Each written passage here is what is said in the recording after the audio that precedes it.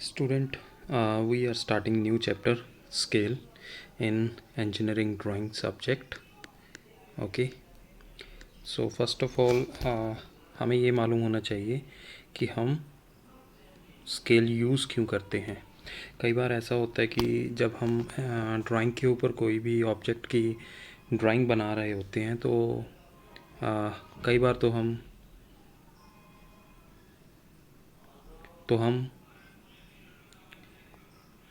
कई बार ऐसा होता है कि जो किसी भी ऑब्जेक्ट की ड्राइंग जो हम ड्राइंग शीट के ऊपर बना रहे हैं उसको उसके एक्चुअल साइज़ के अकॉर्डिंग बनाना मुश्किल होता है। या तो हम उसको छोटे साइज़ में बना सकते हैं या उसका साइज़ बड़ा करके ड्राइंग शीट के ऊपर बना सकते हैं। ज़रूरी नहीं है हम उसकी ड्राइंग एक्चुअल साइज़ की भी बना सकते हैं अगर वो उस ड्राइंग के अकॉर्डिंग उसका पैरामीटर या डायमेंशंस हो। तो अगर तो वो एक्चुअल साइज़ की ड्राइंग हम ड्राइंग शीट के ऊपर बना सकते हैं तब हम उसको बोलते हैं full scale. Full scale okay. जैसा कि है फॉर एग्ज़ाम्पल हम पेंसिल की ड्राइंग बना रहे हैं। ओके, एग्ज़ाम्पल है पेंसिल की रहे हैं,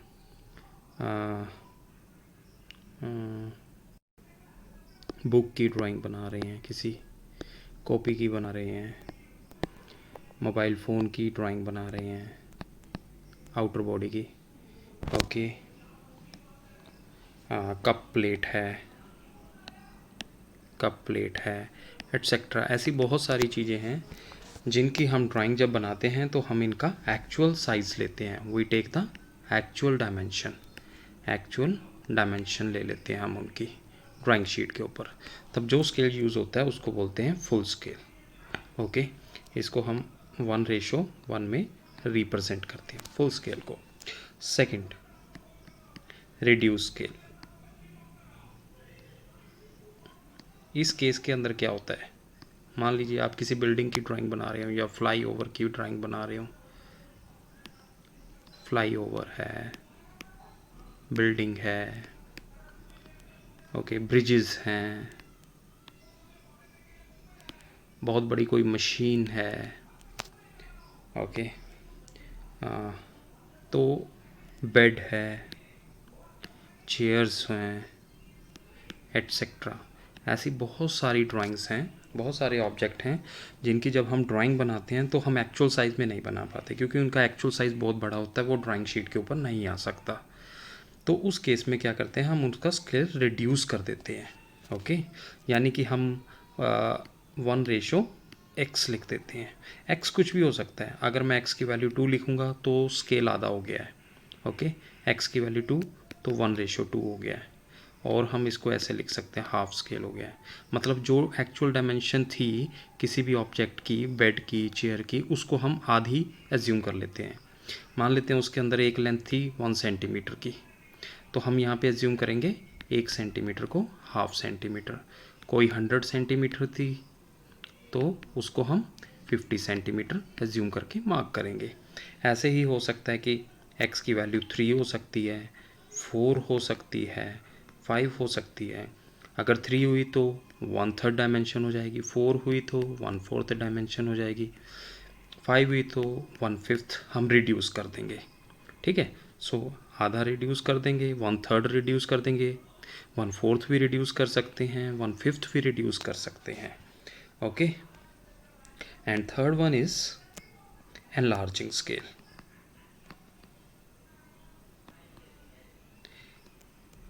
कुछ ऐसे भी ऑब्जेक्ट होते हैं हमारे पास जिनकी जब हम ड्राइंग बनाते हैं तो हम उसके एक्चुअल साइज़ में नहीं बना पाते क्योंकि वो बहुत छोटे होते हैं। अगर हम उस एक्चुअल साइज़ में वो ड्राइंग बनाएंगे तो वो ड्राइंग शीट के ऊपर हम एक्चुअल में बना नहीं पाएंगे। ठीक है, या बहुत छोटी डायग्राम होगी, किसी को देखने में भी प्रॉब्लम होगी। तब हम क्या करेंगे, उनका स्केल बढ़ा देंगे, तब उसको ऐसे बोलते हैं। ठीक है, जैसे आप अपना मोबाइल फ़ोन देख रहे हो, उसके अंदर कोई छोटी सी पिक्चर, आप उसको जूम इन कर लेते हो, बड़ा कर लेते हो, तो वो एनलार्जिंग स्केल में आ गया वैसे ही। ठीक है, तो मान लीजिए आप उसकी डायमेंशन 2 गुना करना चाहते हो तो आप लिखोगे 2:1। ओके, 3 गुना करना चाहते हो 3:1, 4 गुना करना चाहते हो 4:1, इसकी एग्जांपल है, जैसे हमारे पास रिस्ट वॉच है। रिस्ट वॉच के कंपोनेंट बहुत छोटे छोटे कंपोनेंट होते हैं रिस्ट वॉच के। जैसे रिस्ट वॉच में एक गियर है, तो मान लेते हैं कि हम रिस्ट वॉच लेते हैं, उसके जो अंदर कंपोनेंट होते हैं ना, उसके अंदर गियर्स लगे होते हैं। गियर्स बड़े छोटे छोटे होते हैं। मैं गियर्स की एक शक्ल बना देता हूँ आपको याद रहने के लिए। ऐसे गियर्स बने होते हैं।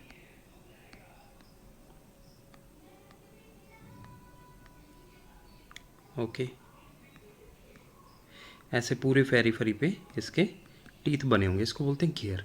लेकिन इसकी डायमेंशन बहुत छोटी होती है, वो उस डायमेंशन को हम ड्राइंग शीट के ऊपर बना नहीं पाते। तो हम क्या करते हैं, इसको एनलार्ज मान लेते हैं। मतलब मान लेते हैं कि कोई 1 सेंटीमीटर की लाइन है, तब हम उसको अगर 10 गुना बढ़ा रहे हैं तो हम उसको 10 सेंटीमीटर भी मान सकते हैं। ओके, तो जो 10 सेंटीमीटर होगी उसको हम 100 सेंटीमीटर मानेंगे। अगर 20 सेंटीमीटर होगी तो हम उसको 200 सेंटीमीटर की लाइन लगाएंगे। ओके, तो ये एनलार्जिंग स्केल हो जाएगा। ठीक है, हालांकि हम 200 सेंटीमीटर लगा नहीं सकते, लेकिन इस केस के अंदर हम एग्जाम्पल के तौर पे ये डायमेंशन एज्यूम कर रहे हैं। यानी आप किसी भी डायमेंशन को 3 गुना बढ़ा के भी लिख सकते हो, 4 गुना बढ़ा के भी लिख सकते हो, 2 गुना 1 गुना लिखोगे तो वो तो फुल स्केल आ जाएगा, 5 गुना 100 गुना। ठीक है, तब हमने अभी तक ये देखा कि हमारे पास तीन टाइप के स्केल हैं। एक है हमारे पास फुल स्केल, दूसरा है रिड्यूसिंग स्केल यानी रिड्यूसिंग स्केल, तीसरा है एनलार्जिंग स्केल। ओके, इसके अंदर हमारे पास जो एक्चुअल साइज़ रहता है यानी 1:1 रहती है, इसके अंदर हम साइज़ रिड्यूस कर देते हैं। सभी डायमेंशन का सेम प्रोपोर्शन में रिड्यूस होगा, इसके अंदर हम इंक्रीज़ कर देते हैं उसका साइज़। Is it clear? यहाँ तक किसी को कोई प्रॉब्लम नहीं होनी चाहिए। ठीक है, तो अब हमें स्केल बनाना सीखना है, उसके लिए कुछ टर्म्स हमें याद रखनी पड़ेगी। पहली टर्म है RF यानी रिप्रेजेंटेटिव फैक्टर या फ्रैक्शन भी बोल सकते हैं इसको, हम फ्रैक्शन भी बोल देंगे और फैक्टर भी बोल देंगे। ठीक है, हम इसको RF से डिनोट करते हैं। अब ये होता क्या, ये एक रेशो होती है। किस चीज़ की रेशो है? आपने ड्राइंग शीट के ऊपर जो लाइन लगाई है उसका साइज़। ठीक है, यानी size of the line on the drawing sheet, size of the line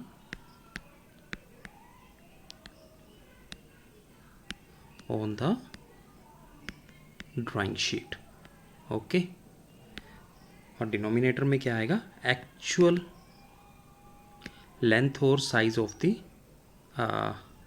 actual length of the line, actual size of the line. Line की एक्चुअल साइज़ क्या है और आपने जो ड्राइंग शीट के ऊपर लगाई है उसका साइज़ क्या है। आप दोनों के यूनिट सेम होने चाहिए ऊपर नीचे, तो ये क्या हो जाएगा? यूनिटलेस। ठीक है, तो ये यूनिटलेस हो जाएगा।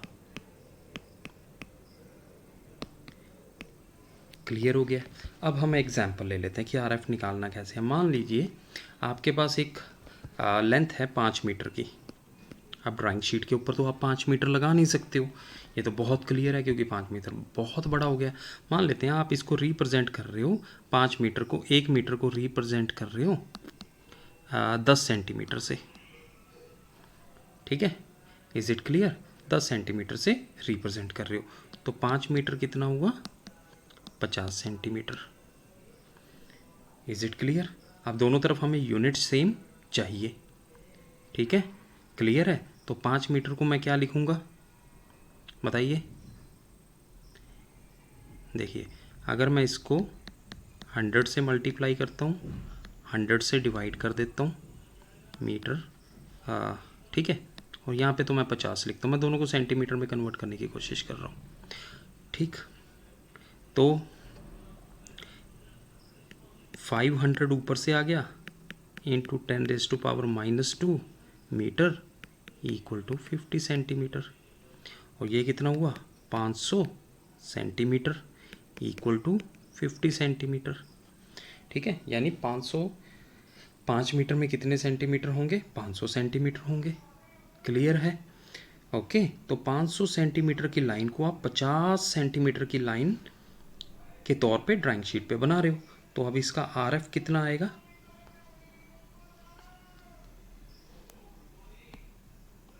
RF size of the line on the drawing sheet कितनी लगाओगे आप, 50 सेंटीमीटर की। एक्चुअल साइज कितना है, 500 सेंटीमीटर। सेंटीमीटर सेंटीमीटर कैंसल, तो यानी 1/10। यानी मेरा जो यहाँ से मालूम क्या पड़ रहा है कि मेरा जो स्केल है वो कौन सा है, रिड्यूसिंग है, एनलार्जिंग है या सेम है। यहाँ पे 1/10 हो गया, तो मेरा स्केल क्या हुआ, रिड्यूसिंग स्केल हो गया है। क्लियर हो गया, कितना रिड्यूस किया मैंने, 10 टाइम रिड्यूस कर दिया है। ठीक, यहाँ तक आपको मालूम पड़ गया होगा कि RF हम कैसे निकालेंगे। हमारे पास या हमें स्केल कंस्ट्रक्ट करना पड़ेगा, यानी बनाना पड़ेगा अपना। जो दिए हुए स्केल हैं उसको मैं ज़रा थोड़ा सा लिख देता हूँ कि जो हमारे पास है, यानी हाँ, अगर मैं 10 मिलीमीटर लेता हूँ लेंथ, वो किसके बराबर होती है, 1 सेंटीमीटर के। ओके, और 10 सेंटीमीटर किसके बराबर होती है, 1 डेसीमीटर के। और 10 डेसीमीटर किसके बराबर होता है, 1 मीटर के। और 10 मीटर किसके बराबर होता है, 1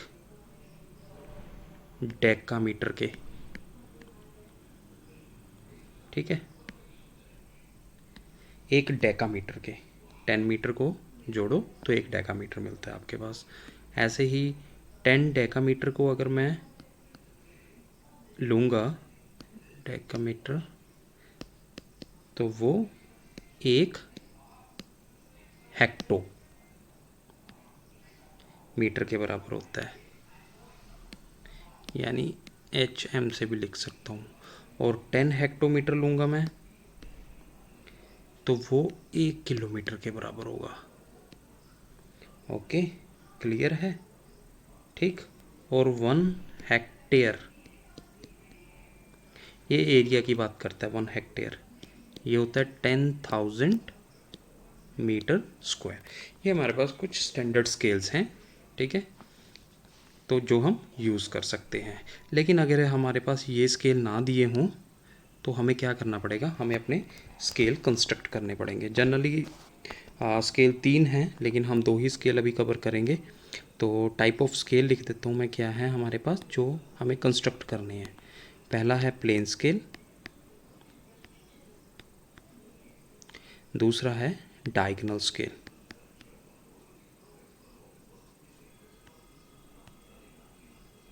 तीसरा है वर्नियर स्केल।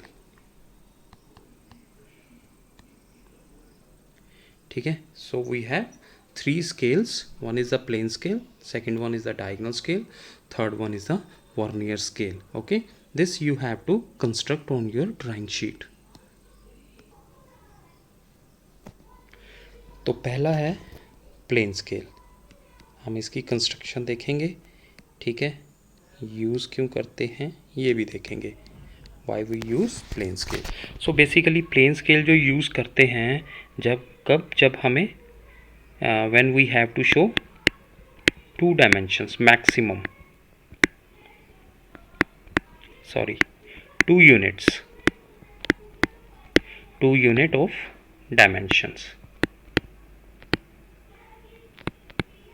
ओके, जैसे मुझे मिलीमीटर सेंटीमीटर शो करना है, मुझे सेंटीमीटर डेसीमीटर शो करना है, डेसीमीटर मीटर शो करना है, हेक्टोमीटर किलोमीटर शो करना है, एक बड़ा और एक उससे छोटा यूनिट जब मुझे शो करना है तब मैं यूज़ करूँगा प्लेन स्केल। इसकी कंस्ट्रक्शन बहुत सिंपल है, ठीक है, हम इसका अब कंस्ट्रक्शन देखेंगे। पहला क्वेश्चन मैं ले रहा हूँ प्लेन स्केल के लिए।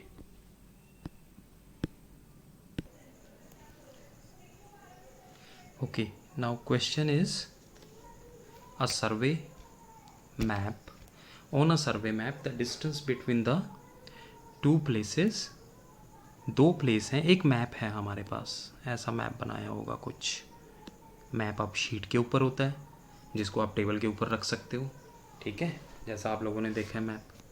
तो होता क्या है, मैप के अंदर हमें जो डिस्टेंस बताया होता है ना, वो कुछ सेंटीमीटर की लाइन होती है, लेकिन एक्चुअल में वो किलोमीटर्स में होती है, 1000, 1000, 2000 किलोमीटर, है ना, ऐसा कुछ होता है। वही वो कह रहा है कि एक सर्वे मैप है, the distance between two places, ये दो प्लेस मान लेता हूँ, इसके अंदर जो डिस्टेंस है वो 1 किलोमीटर है एक्चुअल में डिस्टेंस कितना है 1 किलोमीटर, एंड उसको शो कितना किया गया है 5 सेंटीमीटर लाइन से, जो मैप के ऊपर लाइन लगी है वो 5 सेंटीमीटर की है, यानी 5 सेंटीमीटर क्या रिप्रेजेंट कर रहा है, 1 किलोमीटर को रिप्रेजेंट कर रहा है।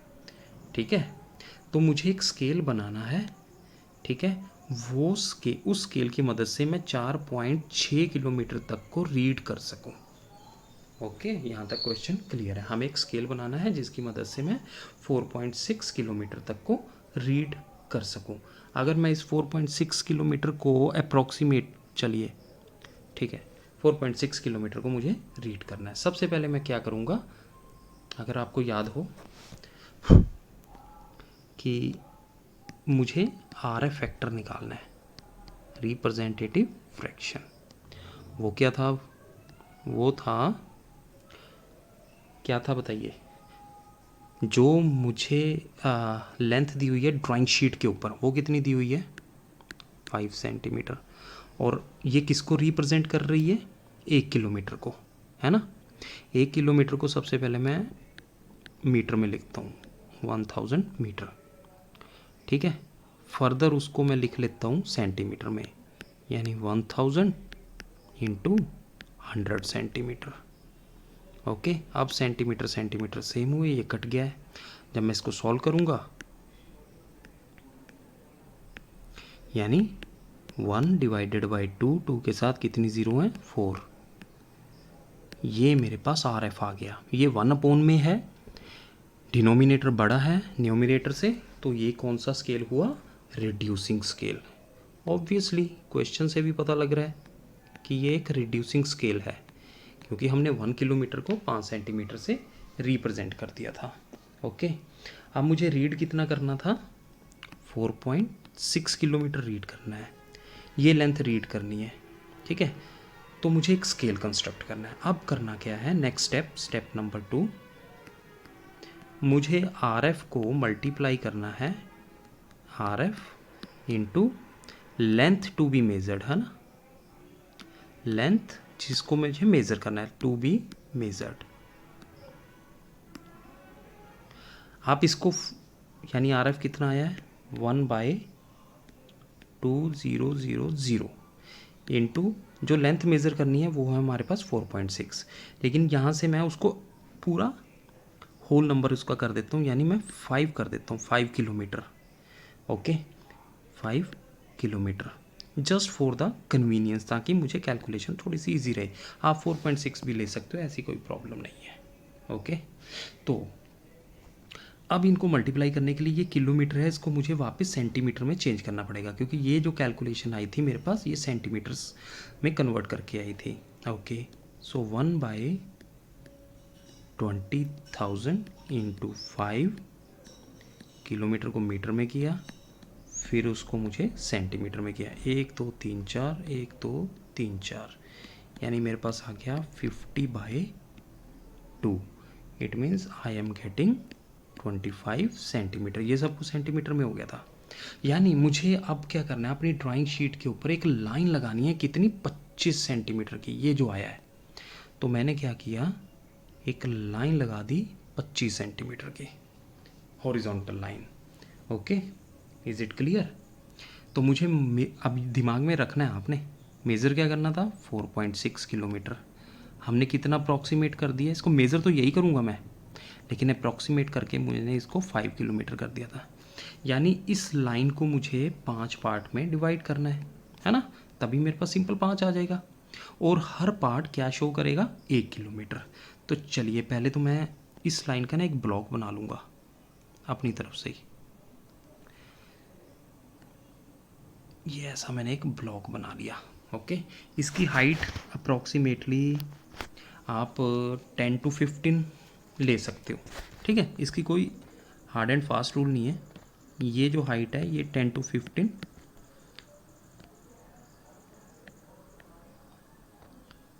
ले सकते हो, ठीक है। mm में mm में। इसका कोई इतना बड़ा रोल नहीं है, बट mm में आप इतना ले सकते हो। ये जो लेंथ है ये रहेगी हमारे पास एक्चुअल में 25 सेंटीमीटर की, ये लेंथ।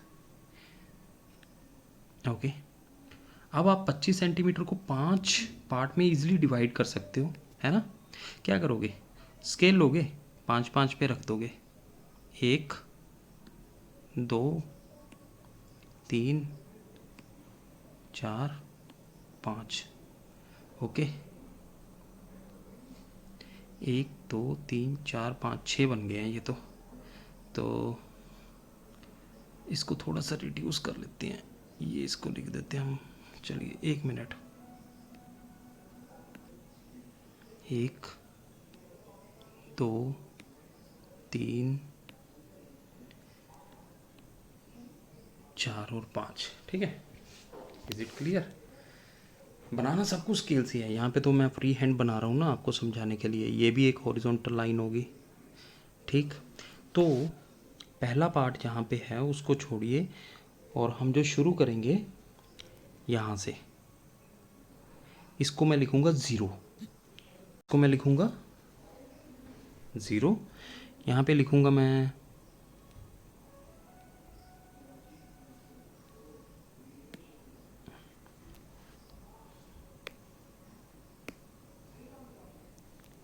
1 2 3 4। देखिए 4.6 किलोमीटर मुझे रीड करना है। अगर आपको याद हो, किलोमीटर से छोटा यूनिट कौन सा होता है, हेक्टोमीटर, ठीक है। इट मीन्स 10 हेक्टोमीटर जो होते हैं वो 1 किलोमीटर के बराबर होता है, ठीक है। तो हमें क्या करना है, 4 किलोमीटर, ओके, और बाकी जो बच जाएगा शो करना है। क्लियर हो गया ये चीज़, ठीक है। तभी ये बन जाएगा 4.6 किलोमीटर। और मैंने जितने भी ब्लॉक बनाए हैं वो सब 1 किलोमीटर रिप्रेजेंट कर रहे हैं। ये वाला ब्लॉक भी 1 किलोमीटर रिप्रेजेंट करेगा, दूसरा 1 किलोमीटर, 2 किलोमीटर, 3 4 5 किलोमीटर हो गया टोटल, ठीक है। अब हमेशा हर क्वेश्चन में क्या करना है, पहले वाले ब्लॉक को आपने 10 पार्ट में डिवाइड कर देना है, इक्वल पार्ट में। इसके 2 मेथड हैं डिवाइड करने के, 2 3 4 5 6 7 8, चलिए 9 और एक ये 10 बना लेते हैं। ओके, ठीक। उसके बाद काउंटिंग उल्टी शुरू कर देनी है। 0 था 1 2 3 4 5 6 7 8 9 10, ठीक है। 0 से राइट तरफ भी काउंटिंग हो जाएगी बड़े यूनिट की, और 0 से लेफ्ट की तरफ छोटे यूनिट की। यानी 1 किलोमीटर को देखिए, 10 हेक्टोमीटर कितना होता है, 1 किलोमीटर। ये 1 हेक्टोमीटर है, ये वाला। ये दूसरा हेक्टोमीटर, तीसरा हेक्टोमीटर, चौथा हेक्टोमीटर, पाँचवा, छठा, ऐसे 10 हेक्टोमीटर बन गए। तो टोटल कितना बन गया, 1 किलोमीटर। यानी मुझे दूसरे यूनिट, स्मॉलर यूनिट को शो करने के लिए किसी 1 किलोमीटर को छोटे यूनिट में तोड़ना था। तो मैं हमेशा ही करूँगा, जो लेफ्ट मोस्ट पार्ट होगा, ब्लॉक होगा, उसको मैं छोटे यूनिट में कन्वर्ट करूँगा। अब मुझे रीड कितना करना था, 4 किलोमीटर। 4 किलोमीटर ये रही लाइन, यहाँ पे लाइन लगा दूंगा। उसके बाद 6 हेक्टोमीटर। 6 हेक्टोमीटर कहाँ से गया, 0 से काउंट करना शुरू कर दिया, 5 2 3 4 6, ये रही लाइन, ठीक है। मैंने अपने स्केल से ये वाली लाइन शो कर देनी है। ये कितनी है, 4.6 kilometre. So this is your scale, okay, and this is the answer of your question. Okay, अभी हमने इसमें एक पार्ट किया है, हमने उसको डायरेक्टली स्केल से डिवाइड कर दिया। आपने क्या किया था, मैं रिपीट कर देता हूँ। आपने एक ब्लॉक लिया, एक लाइन लगाई जो हमने कैलकुलेट कर ली थी, उसके बाद हमने उसको एक ब्लॉक में कन्वर्ट कर दिया, ठीक है। तो मान लीजिए मुझे इसको 5 पार्ट में डिवाइड करना है, तो मैं क्या करूँगा, स्केल लूँगा, 5 पार्ट में डिवाइड कर दूँगा, है ना। कब, जैसे ये लेंथ थी 25 को 5 में करना है तो ईजिली डिवाइड हो जाएगा 5 की। अगर ये लेंथ आ जाती 27 की, है ना, और इसको 5 पार्ट में मुझे डिवाइड करना पड़ता, तब आप क्या करते, आप इसको डिवाइड करते, ठीक है। 5 पॉइंट समथिंग कुछ पार्ट आता, स्केल लेते और कट करते है ना, ठीक है। लेकिन इसका अल्टरनेट है, हम क्या करेंगे, ठीक है, हमेशा ही एक लाइन यहाँ से यहाँ तक लगा देंगे, ओके। इसकी लेंथ कुछ भी हो सकती है, लेकिन इसके नज़दीक ही रहे, ये इस एंड पॉइंट के थोड़ा बहुत नज़दीक रहे। ये एंगल कुछ भी हो सकता है, ये 35 से 45 के बीच में कुछ भी हो सकता है, इसको मेज़र करने की ज़रूरत नहीं है, आप अंदाजे से लगा सकते हो। ये लेंथ भी अंदाजे से लगा सकते हो, ओके।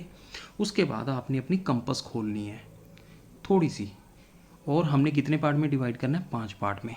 आपने अपनी कंपास खोलनी है, यहाँ पे रखनी है और इसको कट करते जाना है, जितनी भी खोली है। एक पार्ट हो गया, फिर यहाँ पे रखी दूसरा, फिर यहाँ पे रखी तीसरा, फिर कंपास यहाँ पे रखी चौथा, फिर कंपास यहाँ पे रखी पांचवा। तो आपने क्या किया, इस लाइन को 5 पार्ट में डिवाइड कर दिया, गुड। अब इस पॉइंट को इस आखिरी वाले से स्केल से जोड़ देंगे हम, ठीक है, बोल्ड लाइन से जोड़ देना है इसको, ओके। अब आपने स्केल लेना है, स्केल को बिल्कुल इस लाइन के पैरेलल रखना है और बिल्कुल पैरेलल लाइन लगा देनी है, ऐसे करते जाना है। अगर तो आप ड्राफ्टर यूज़ करोगे तो आपका इजीली बन जाएगा, स्केल यूज़ करोगे तो भी बन जाएगा, बट विद प्रैक्टिस। क्लियर हो गया है। हमने सबसे पहले ये वाली लाइन जो ज्वाइन करनी है, उसके बाद जितनी भी लाइन लगाएंगे वो इस लाइन के पैरेलल लगाएंगे। ये लगाई लाइन इसके पैरेलल, ये लगाई इसके पैरेलल, ये लगाई इसके पैरेलल, ये लगाई इसके पैरेलल। तो ये ऑटोमेटिकली इस लेंथ को 5 पार्ट में डिवाइड कर देगा। अब आप यहाँ से इजली वर्टिकल लाइन ड्रॉ कर सकते हो, ओके। क्लियर हो गया। अब मुझे फर्स्ट पार्ट को भी डिवाइड करना है ना, तो या तो मैं उसको मेज़र करूँगा, फर्स्ट पार्ट को कितना है इसको मेज़र करूँगा, फिर इसको 10 से डिवाइड करूँगा, ठीक, और फिर उसको वर्टिकल लाइन लगाऊंगा। या दूसरा मेथड है, मैं यहीं कॉर्नर से एक और लाइन लगा लूँगा, मैं यहीं कॉर्नर से एक और लाइन लगाऊंगा, ओके, ये लगा ली। अब मैं इस लाइन को भी कंपास खोलूँगा, इंजीनियरिंग ड्राइंग की ये कंपास आती है बड़ी छोटी सी, वो लूँगा, इसको भी 10 पार्ट में डिवाइड कर लूँगा, 1 2 3 4 5 6 7 8 9 10। कितनी खोलनी है ये छोटी सी है, इसकी कोई मेज़रमेंट नहीं है, ये एक अंदाज़ा है आपका। फिर लास्ट पार्ट को यहाँ से ज्वाइन कर दूँगा, फिर इसके बिल्कुल पैरेलल सभी लाइनें मैं लगाता जाऊँगा,